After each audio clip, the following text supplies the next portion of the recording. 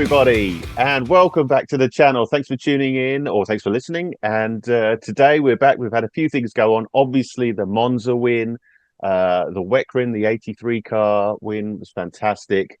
And just we thought we'd bring you up to date with a few things that have been going on. I popped off to Zandvoort for the race there, and some interesting, fun stuff. So we just thought we'd have a chat about all of that and see where it goes. Anyway, I'm Toby here from London, and I'm Paul here from Birmingham. So, Toby, we're moving on to last weekend, the Italian Grand Prix, and what a weekend it was too. I don't think we expected it, but it happened. Yeah, what a race. Charles did a superb job on that one-stop strategy, keeping those tyres working. And every lap was just immense from him. It just showed his true colours to be sort of a world champion mode, in my opinion. So yeah, I mean, if you look at the difference in tyres between Carlos and Charles, I know there was a few laps difference between them, wasn't there? But I mean, Carlos's tyres were absolutely ruined, compared to Charles's, which weren't in great shape, of course, but they were much better. So he did that one stop. I mean, first of all, how bold is that? I mean, I suppose because nothing to lose, right? At the end of the day, no. Because that was McLaren's race all the way, as far as I could see there. But so incredible for Charles to keep going like that and make it happen. And also Carlos, he played his part in that as well. Carlos did a great job, didn't it? Also, he sort of kept a few of them behind him a little bit to help Charles in front, didn't he? I think I think that bought Charles probably a couple of laps. And so. Yeah, incredible win. I was, it was the last thing I expected, to be honest. So as it started to unfold, I'm like, well, either stop now or just carry on, because it's cooked, and they just went for it, and I was like, wow. But if I was Lando, I'd be fuming. I'd be absolutely fuming. I don't know what McLaren are doing. Not that I particularly care, to be honest, but I mean, there's talk about the first sort of corner, the first lap, where maybe they should have worked a little bit better together to keep him behind, and sort of try and get off the first lap 1-2, but obviously that didn't happen. So that they've got a few conversations, I think, to have for the rest of the season now to decide. I mean that forward. You're absolutely right. I mean, if they want to go for the championship or want Lando to be the guy, then I mean, I know Oscar can still do it mathematically, but it's not realistic, really, is it? But Lando's got a real shot at it, and they've got to have a conversation. If they want him to do it. I mean, personally, I'm a big Piastri fan. I think he's great. I think he's super fast, and very cool, isn't he? Collective, intelligent.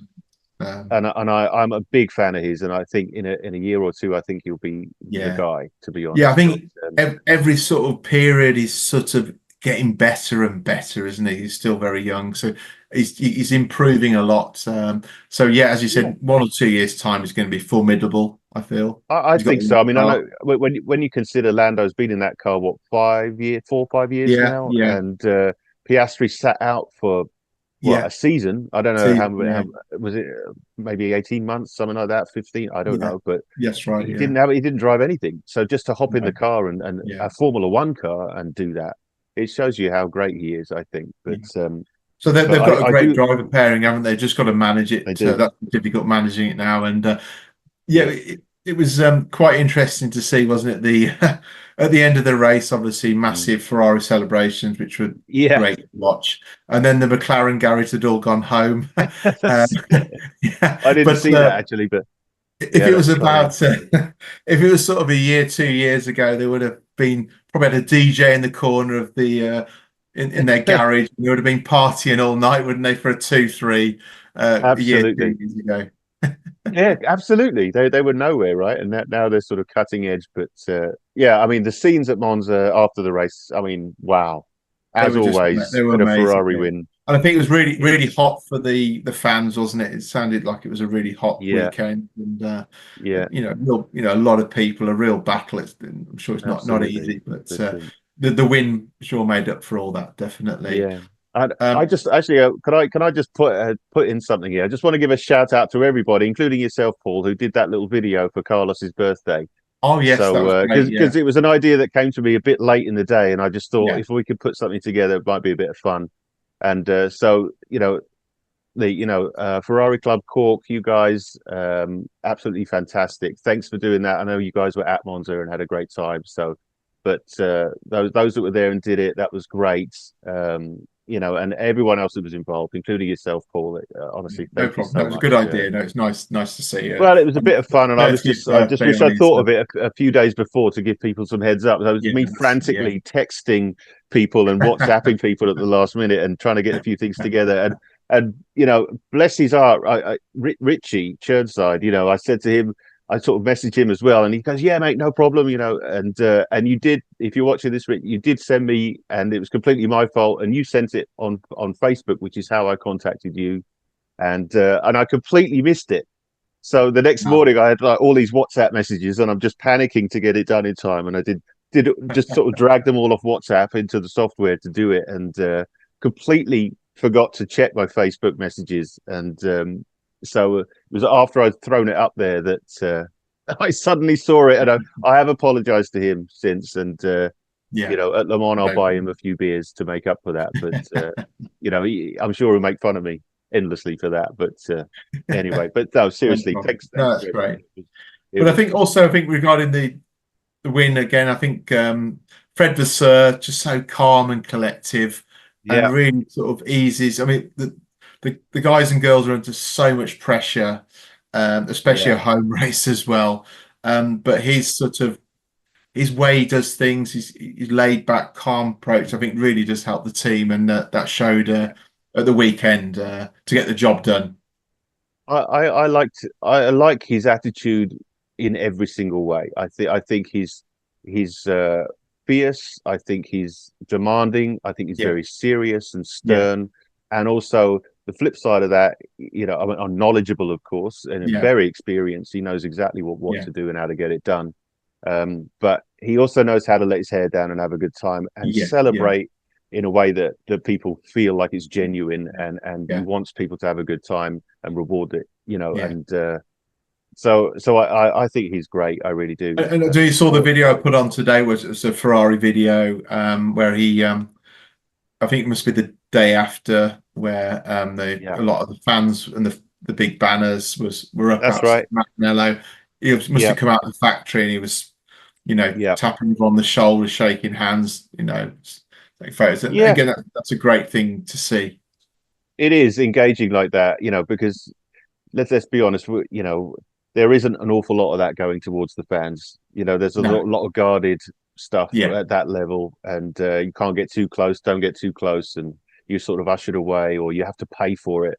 So just to see him walk out there without any bodyguards, and just mingle and sort of have selfies and group hugs and thumbs up, and just casually walk out of the factory, as you say.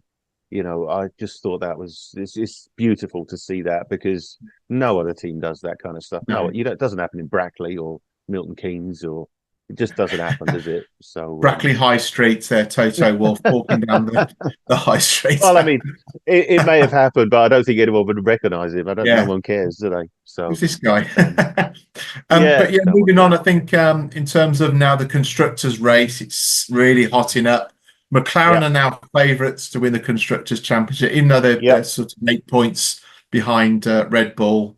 They're in pole position, so to speak, to take that. So, and also Ferrari, we're only about 39 points behind Red Bull, so there's a chance that we can nick it. It's definitely.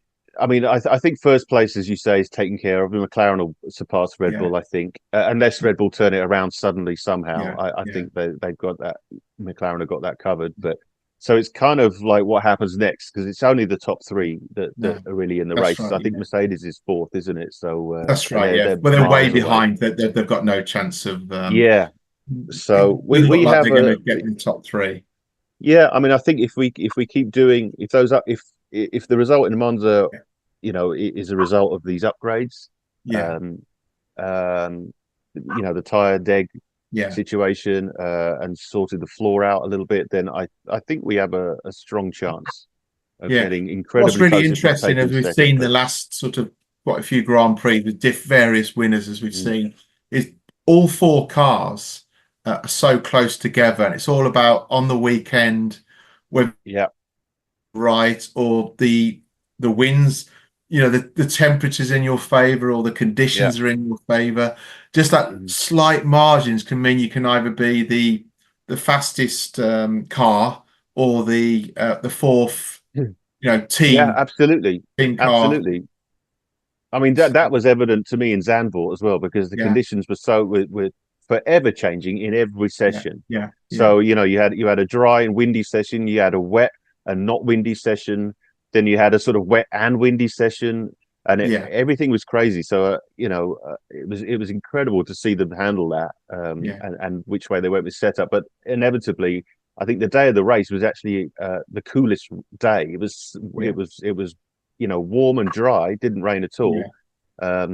But it was cooler out of all the days by probably 4 or 5 degrees. So that may have had an effect as well. But as you say, it's great. It's crazy to see which direction it goes. I mean, I'm really enjoying the racing at the moment more than I have in a long time. Yeah, I mean, if you were sort of neutral Formula One fan, you must be absolutely loving the racing, not knowing who's going to take the win each weekend. And a lot of times, it's not the person that finished on pole position; it's someone else. So it's really interesting to see. I think so too. Yeah. And looking forward to this coming weekend, the Azerbaijan Grand Prix. I quite like this Grand Prix, to be honest. We've got Ollie Behrman joining the grid in the Haas in wake of Kevin's penalty. So looking forward to see how he gets on in the Haas this weekend. I had a look back, actually. Last year, 2023, in F2, he actually won the sprint and the feature race at Azerbaijan. So, did he? Yeah, so that's really good. Good news to see. He must like the track, obviously. So it's a good omen, absolutely. So, I mean, I can't imagine him doing that in the Haas, to be honest. But I mean, no. But at least I think maybe he's familiar with the track. He likes the track, and hopefully he'll give it a good go. I mean, I'm supporting 5 drivers this weekend. As a lot of the viewers, listeners know, we do the last fan standing. So we've obviously I got through. You didn't. I made it. You're out, aren't you? No, I said Perez. Did you? I said Perez. Yeah. I'll have to check that. Wasn't it Gasly? Oh, I thought it was Perez. I'll have a double check, but I'm sure you had Gasly on this one. Really? I thought I chose Perez. In my head, I had Perez. Oh, that's hilarious. All right. Okay. So, if it was Gasly, then never pick him. It's just gone from bad to worse, isn't it? Are you sure? I'll have a look for you maybe when I get a chance, and I'll let you know. But I had a feeling you'd gone. Oh wow! I honestly thought I chose Perez, but I will double check. I will double check and let you know. Yeah, I'm gonna have to check my notes now. Yeah, we've got the last F1 fan standing as well. So we've got obviously the Ferrari drivers, we've got Ollie, and then I've got Alonso in the competition. That we've got only 6 drivers left because the top team drivers have gone for me. And I think I've gone Perez actually in the other competition. So right, okay. Which is the top 10. I mean, he'll probably. I will double check for you, Toby, when I get a chance. So we'll have a little break. Mate. Don't do me out of it again. We'll have a little break, and then when we come back in a minute, we'll see who yeah. Yeah, Bear Love fan. Yeah. Very fortunate to go to the Netherlands. You were there on the Friday and the Saturday, which was great. Let's chat about. You explained first of all to me about it's really windy there. It was incredibly well. I think we experienced all kind of weather, to be honest. So yeah, but as you say, we were there the Friday and the Saturday. So 3 of us flew in from the UK, and we met Peter Den Ouden, of course, our good friend. So he was there to meet us at the track. He was actually there on a Thursday, which was just as crazy weather. I think the wind was nuts, but we flew in on the early Friday morning, and just walking to the circuit along the seafront there, absolutely mental. Like really fighting against the wind. It was crazy. It didn't rain, thankfully, but it was just nuts with the Yeah. wind. I suppose being near the seafront, it's always going to be a bit tricky with the Yeah, wind for as sure. you can expect. And Yeah. obviously, in terms of at the circuit, was it sort of? I know you've been a few years before, the last few years. Mm. Was it sort of similar to what it was the last few years, or a little bit different in any way? I actually thought it was different. There Yeah, were less. It didn't seem as busy. yeah, That's the thing that immediately struck me. And maybe it was because of the weather, but like I say, it wasn't terrible enough to put people off to go. yeah. It just normally the walk along the seafront, no matter what time, and the Yeah. trains, the Max Express as they call it, out of Haarlem into Zandvoort, uh, they're normally rammed, and they just weren't. They were sort No, of half full at best, and wow.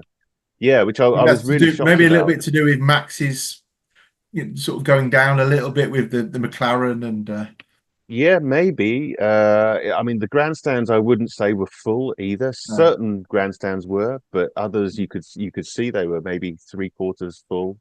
Uh, Yeah.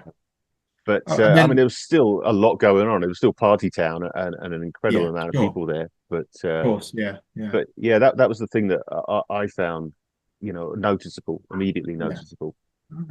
And then obviously you said you mentioned you went with Peter, who we know Yeah, likes to sort of dress up a bit and yeah, wear his big hat and put his red suit on, or his red racing suit or his red suit on, and yeah. look the part. And you obviously decided to sort of join him a little bit this time round. But you had a few issues, didn't you, in the circuit with your let's just say Well, your yeah, horse's mask? yeah, that's true. I'll put a picture up actually of what it looked like. But yeah, I made a horse's head that obviously covers my head, and I stitched a Ferrari cap on top of it. I didn't And know you'd stitched a Ferrari cap on. That's brilliant. yeah, I did all that. So so we made this thing, and it was great. It was absolutely fantastic. And we caught Pete with his 10-gallon hat. Yeah, It was sort of it was just sort of to go along with that. But as it turns out, Pete made me a hat as well, which again I'll put a picture up so yeah, people can see it. But yeah. That'd be great. and yeah, it's absolutely hilarious. But yeah, so the Friday I got in, and it was no problem. They actually saw what it was, Yeah, and I was in, persuaded them. The rule is no masks, yeah, which I didn't actually know before I went. yeah, So we managed to get a few things in. We got air horns in. We got telescopic flagpoles in, which we were all using, and the horse's head, of course, came in. So Saturday came around, and I got through. It was actually raining this time as we walked in on Saturday right. morning. So the wind was slightly less, but the rain was really coming down. Yeah, So it was actually great to have the horse's head on for the walk, because sure. I couldn't Yeah, yeah. see anything, right? I mean, it was Waterproof. just yeah. So I was completely dry under that, which was fantastic. But as I got on the circuit, again, I managed to get it in. But just past the circuit, I put it on. Pete was actually giving a TV interview, Oh and wow. I was like, "Oh, this TV camera's great." I sort of muscled my way in with that. It's a bit of a joke Yeah, behind him. So I yeah, put the horse's head on, and it was probably a few meters from the entrance gate, yeah, and I suddenly got a tap on the shoulder, and it was security saying, "Sorry, my friend, that's a mask. You're not allowed that." And of course, you know, pleaded the case and begged, yeah, and they just someone was called, and yeah, his superiors came over and said, "I'm really sorry, we got to take it." And so, unfortunately, it got confiscated. But as it turns out, Pete had the other hat with him, so that was yeah. used Oh, just as that's much. good. But That's good. just gives me an excuse to make another one, so it's all good. It's all good. That's fantastic. And in terms of the grandstand and the Mm. Friday, Saturday, enjoy the racing, or the practice qualifying, and Yeah, any of yeah, the great other views. Yeah, races. yeah, absolutely. We had a little bit of troubles with the air horn, of course. I mean, when you're sat in a grandstand Yeah, full of orange, I mean, yeah, full of the odd papaya, but apart from yeah. that, That's it. maybe the odd Ferrari fan poking Yeah, around, but essentially it's just thousands of Max fans. So of course, yeah, as any Red Bull car, but especially Max comes by, yeah, the place just erupts every yeah, single lap. They just go absolutely nuts. So I said to Peter, have you got those air horns? He's like, yeah. I'm like, okay. So we sort of, took them out of the bag, had them ready to go. And I said, soon as whichever car comes around, Yeah. whichever red car comes Yeah. around and hits that apex, let's just jump up and go for Yeah. this. And so I think Charles came round first, and we just leapt up and just let off Yeah. with these air horns in Yeah. a grandstand. And it was, let's put it this way, what wasn't looked on favorably. So No. you could just sense the people looking at you like, what are you Yeah. guys doing? And we're Yeah. cheering And and make sure you cheering. don't turn around, because they'll be properly staring. Yeah, absolutely. And by the end of sort of half an hour of use, I think we were using it during practice. I think it was practice Yeah. two. Sorry, we were doing that, and so yeah, this one guy was really, it's too loud, it's too loud. He was saying, and Pete was, Oh, what do you mean it's too loud? You're at a Grand Prix race, you're at a Formula One track, you're moaning about this is too loud, you know, it's just crazy. ridiculous. And Yeah. I understand if we were holding it to the guy's Yeah. ear or Yeah. anybody's Yeah. ear, but of course I was standing up and pointing it up at the sky and Okay. going for it. So And did you lose them at some point as well? Did I hear? no, we kept them that day, but Oh, right. Saturday, Yeah. Pete came in with one extra, and he got that confiscated, and the flagpole that we actually got from Le Mans.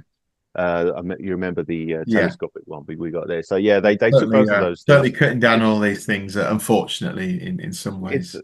I mean, crazy. I mean, I got in with mine still, but so I don't. It's just odd, isn't it? Yeah. Yeah. It is, But yeah. it's a shame. I mean, you're there to have a bit of fun, Yeah. and there were issues. There were a lot of drunk fans there, a Yeah. lot of Max fans having a bit of a go Yeah. and making faces and saying things, and they were actually escorted quickly out, Right. Sure. which Yeah. which was really nice actually. Good to That's see good. They that. were sort But of on that. Yeah. So in yeah, terms of Zandvoort, you've been, I think, 3 times now. Is that right? this was my third time there. Yeah. Um, to any sort of Formula One fan, Ferrari fan who's maybe Mhm. done Monza and Silverstone Yep. and maybe Spain and so on, Yeah. would you recommend them to go to Zandvoort if they're looking for maybe a European Grand Prix that they haven't been to? I would. I mean, obviously, it's not Ferrari land. So Yeah, if you're looking yeah, for that ultimate Ferrari yeah, experience, it's got to be Monza or yeah, sure. Imola, an Imola, yeah, Italian race, of course. But so it's not going to be like that. But as far as levels of party atmosphere, good yeah, times, you meet all kinds of really cool people. And just the level of energy from those Dutch fans yeah, it's unseen, yeah. anywhere else, I think. And it's So quite um, accessible to get to, I think. Is that right, it's generally? super easy to get Yeah, to. It's yeah, it's close to, it's everything. You could get a train from Amsterdam, or you can get an Uber or a taxi yeah, into Harlem, and then yeah, a 10-minute train ride on yeah. from there. So it's very Oh, accessible. that's good. It's you just have to book way in advance, because Yeah, obviously yeah, anything close yeah. gets And I snatched think up. the ticket prices are generally okay. Is that still right? Is that They still were the they same? were reasonable. Yeah, I think the Saturday ones were reasonable. Friday were on what they call Yeah, a Super Friday deal, yeah, which is part of the supermarket, Dutch yeah, supermarket they have. yeah, I think there's I'm actually wasn't there was the guy, I'm not sure who did it this year, but there was another sort of big Dutch sponsor that stepped in and helped yeah. reduce the ticket price. Oh, that's good. It's a good idea. Yeah, it's a Yeah. good idea to help with that, because it's not government funded, of course, No, so no. they need as much help as they can. And so I think it was reasonable. I thought the Yeah. ticket prices were reasonable. Yeah, and like I say, we flew out of Heathrow early Friday, so that was all. It was all straightforward Yeah. for us, Oh, really. cool. So moving on, obviously the Sunday you weren't at the circuit. Mhm. You went to Ziggo TV, That's which right. is Yeah, the yeah, main provider of the Formula One races in Netherlands. Is that correct? that's right. It's like a sports channel. Yeah, Yeah. it's not their version. It's not Sky, but it's very, Yeah. it would be like, how can I say, like Channel 4 equivalent or something like that. Yeah. Yeah. Yeah, yeah, Yeah. Sure. absolutely. Yeah, so we were down there. They had a big setup on the beach, which they'd been there all week, and Yeah. they had driver interviews in there, and team bosses, and Yeah. various kind of events on the beach, and interviews down there. And so yeah, and they have a little TV show that they just there's I think Yeah. there's six of them around a Yeah. table, and Is there anyone notable? yeah, there's Robert Dornbos is there, and he jumps. I mean, he's part of Yeah. part of the team that just goes through the analysis and talks Yeah. to everyone, and they interact with the crowd. And he jumps on a sim at some point and takes you around the circuit, which is fantastic, pretty cool. And you get to meet him at all, like sort of face to face? Yeah, they're all introduced and hanging out either before the broadcast or during the breaks, and afterwards, of course, they're all there. So you could just go up and ask for an autograph. Presumably you have to pay for this to be in the audience. Is that right? There were tickets available. Not very much money, but there were tickets available. And do they just do this for the Dutch Grand Prix, or do they do it for most of the Grand Prix? I think they're just their home Grand Prix. They have the setup on the beach. But they do a weekly. Excuse me. I think they do every Grand Prix weekend. They have a TV studio in Amsterdam. I'm guessing. Sure. And they have an audience with them there. Pete's been on many times, and it was his idea to go to this. So and I presume you just watch it on a big screen there. Is that right? They have multiple screens. Yeah, of course. It's a TV set, and they sort of clear the set. And push all the tables in the middle, and it's free. They come around with Heineken and food, and you can have a beer then. That's okay as well. Yeah, they serve you free. It's all free. It's very nice. It's complimentary. I shouldn't say free, should I? It's complimentary is the word. And the screens you're sort of sitting in a circle, and you're surrounded by screens, so you can watch it in any direction. And next door was another party tent that was kicking off, and there's a big bar in there, and that they had So the actual Ziggo TV is just right near the circuit where you were. Is that right? It's just sort of the entrance to the circuit is right on the beach essentially, and so all along the beach on race week there are various setups. For various events and other media outlets. They're all along the beach, and there's bars and cafes and restaurants that are sort of all along the beach there. And obviously, as you go into the town as well, it gets even more and more of that. But all the media stuff seems to be on the beach. So it's just cool. And Ziggo is just part of one of many setups along the beach. Got you. So anyway, moving on to the actual race and what happened.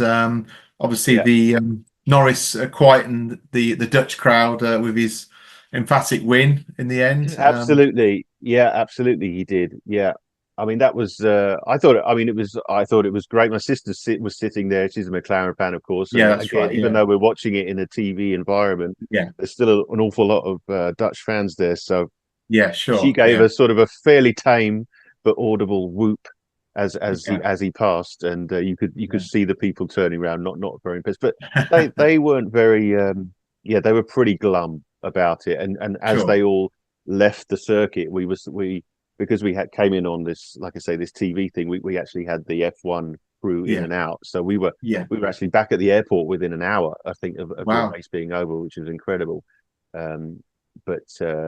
Everyone leaving. I was kind of joking because everyone leaving the circuit was just looking glum because Lando had won it, which was a shame, really, But Max just didn't have an answer for Lando at all, did he? He was just no chance he was going to be able to keep Lando behind him. And obviously not a too bad result for Ferrari. Leclerc third and Sainz fifth. Considering we've had a few difficult Grand Prix recently, it was a decent result considering the situation recently.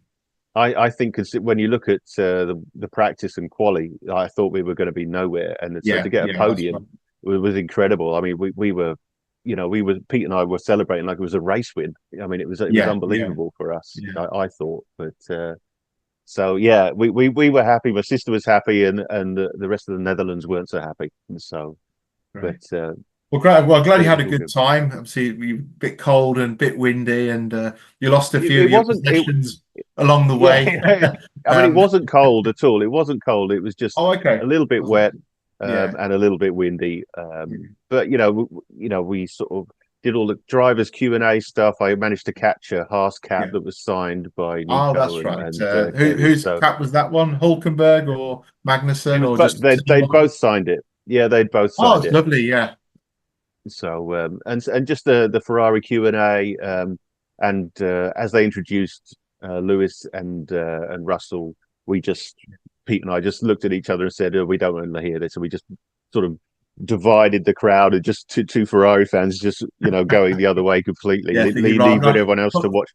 I spent a lot of money here. I'm not here for long. I'm not going to waste any time. I was like, I don't want to hear this crap. Yeah, I'm out. We're out of here. So, but we did. We stayed for pretty much every other driver they had out there. The other thing we need to mention, of course, is the amazing win for the '83 car at Cota. So, incredible drives there from those guys. I know we had a retirement, but but I thought it was incredible. I mean, you are the WEC expert, Paul. So I'm going to hand this over to you and for your sort of in-depth analysis.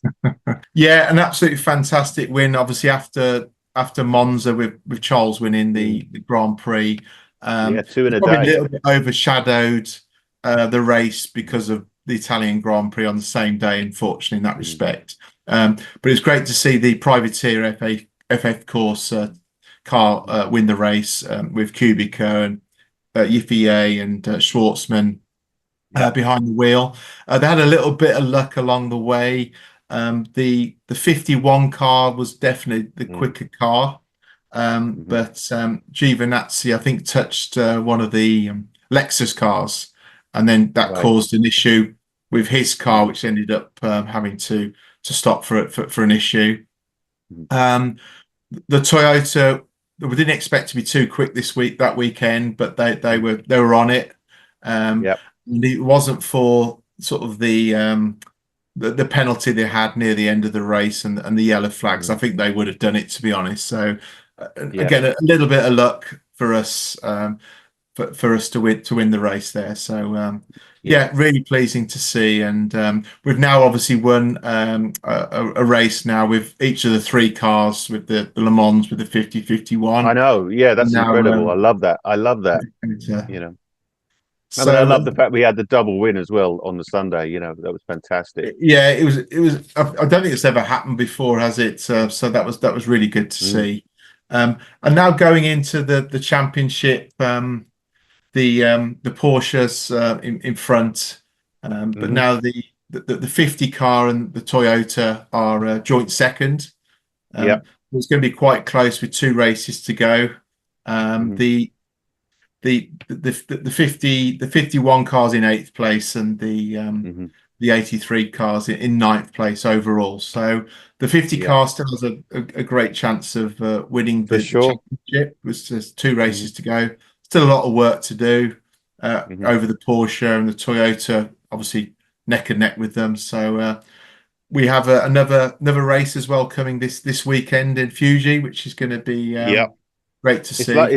It's actually great to see them sort of, close like this, as opposed to waiting about, 4 years between each race, isn't it? So it's which is normally the case, isn't it? Yeah, absolutely. So it's nice to sort of go from one to the next. Unfortunately, it's another F1 weekend as well, isn't it? So it's a matter of splitting your time. It is, I presume in being Japan, it's for us in the UK, it's going to be quite an early start, which is great. I enjoy that. So we'll have to double check the timing and everything. But no, a great weekend for Ferrari again, and it was a really tight finish with the Toyota. I think it was about 1.8 seconds in it, which is one of the records, the closest finishes in WEC. So it's really good. It's so tight and really competitive. So good luck to the WEC teams going out to Japan this weekend. Absolutely, and we'll be watching very closely to see how they get on. Yeah, and congrats, because that's every Ferrari car now. Hypercar has won. So, and I must say, every time I see that yellow car, it's beautiful. I just love the. I know, it is beautiful. Who doesn't love the yellow, mate? It's really nice. It is stunning. And it's funny. All these welcome packs and the F1 teams, they're sort of really adopting the yellow onto their car, aren't they? The hypercar liveries, and really including that. So I love it too, mate. I love it. Absolutely, yeah. So well done, guys. Okay, Toby. So just before we wrap up, we're going to do a little bit of a fun competition between us. Okay. It's going to be guess the driver's height. So we've got 3 drivers from the current Formula One grid. I've got the answers turned down here. My wife Sarah kindly. Oh yeah, here we go. Yeah, it's all rigged, isn't it? It's rigged. All rigged. Yeah. She's chosen the from Autosport, because sometimes they do differ from different websites and so on. So she's gone with the Autosport one. Mm-hmm. So 3 drivers. All right. We can write down quickly what we think their height is, and then we'll go through the answers and see who's the closest. So first up is I'll do it on my phone. Here we go. So Charles Leclerc, doing it in feet and inches. Charles Leclerc. Feet and inches. Okay. Yeah.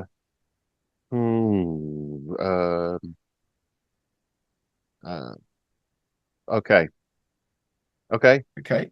And then we're going George Russell. Oh, good. Really? We should do the AI robot. Really? All right. All right. George Russell. Oh, maybe I've got to make Leclerc a bit smaller now then. I think George Russell is about there. I'm going to go with. Oh, you know what? I'm going to put Leclerc back. I think he's a bit taller than that. Yeah. All right. Cool. And last one is Yuki Tsunoda. 1'8". Is that? I was going to say that. No, Yuki. Okay. He's got to be over. He's got to be over 5'8", mate, isn't he? Just I want to say that. All right. Well, I'm going to go with that. I'm going to go with that. We'll probably get this totally wrong, but 3 feet 7 inches. I've gone. Yeah. Yeah. No. Right. It's terrible. Are you ready for the answers then? Yeah. Go on then. So. Okay. So Charles Leclerc is 5'10". Wow. I got 5'9". I put 5'8". Oh, so I get the point. Sorry for that. So I was closest. Sorry. This is rigged. I'm telling you. You've got to be one out on all of them. Just showing you how rigged it is. Yeah. George Russell. Yeah. What did you go for? I put 5'10". I went 5'11". He's actually 6 foot. Is he? Sorry, Matt. I've taken a 2-0 lead here. All right. Yeah. And then Yuki Tsunoda. All right. Well, I put 5 foot dead. Right. I went 5'5" for some reason, so I think I'm a bit tall. Come on. Yeah. Sorry, I think that was with his high heels on. I was going to say something wrong with your TV, mate. That's it. Yeah. He's 5'2", so well done, Toby. You take that one. Oh, sorry, I get one back. Today I'm the winner at 2-1 on that one, so sorry about that. That's great. I love that. We'll have to do more of that. Okay, so just before we wrap up, just a few shout outs to a few of our members on the groups. So shout out to Patricia, who is a good contributor to the group. So hope you're well, and thanks. Keep contributing to the group as you do. That's great. Absolutely. Lady called Angelica. So thanks for being involved in the group, and hope you're enjoying what we provide. My mother, Yvonne. So shout out, and it's her birthday this week. So I'll happy birthday, Yvonne! Happy birthday to my mom, and finally to Adam, who's hopefully going to be joining us on one of our podcasts soon. So shout out to Adam, and look forward to catching up with you soon, mate. Absolutely, can't wait for that. That sounds like a lot of fun. Yeah, absolutely. So. Great. Well, thanks to everybody for listening and watching. As always, it's always a lot of fun doing this. And thank you, Paul, for hanging in there and doing it. And thank you to you it's too. All good. It's all. Anyway, thanks, guys, and we'll see you soon. Yeah, thanks, guys. Speak to you soon. Take care.